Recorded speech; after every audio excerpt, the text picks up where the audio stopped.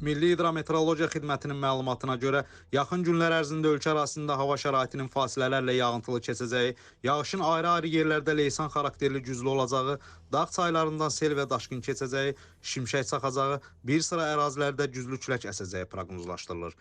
Qeyd olunanları nəzərə alaraq, Fövqəladə Hallar Nazirliyi əhaliyə müraciət edərək müvafiq təhlükəsizlik qaydalarına riayət etməyə çağırır. Belə ki, intensiv yağıntıların səbəb ola biləcəyi sel və daşqından qorunmaq üçün sel və daşqın təhlükəli ərazilərdən uzaq durmaq, bu təhlükə ilə üzləşdikdə dərhal yaxınlıqdakı yüksəkliyə qalxmaq tövsiyə olunur. Həmçinin güclü külək zamanı yüngül konstruksiyalı və müvəqqəti tikililərdən, bina və reklam lövhələrindən uzaq durmaq, elektrik dirəyi və naqillərinin, hündür ağacların altında dayanmamaq tövsiyə olunur.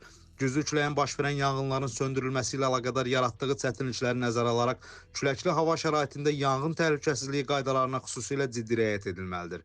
Bundan əlavə, kiçik həcmli gəmi istifadəçiləri belə hava şəraitində dənizə çıxmağın qadağan olduğunu nəzərə almalıdırlar.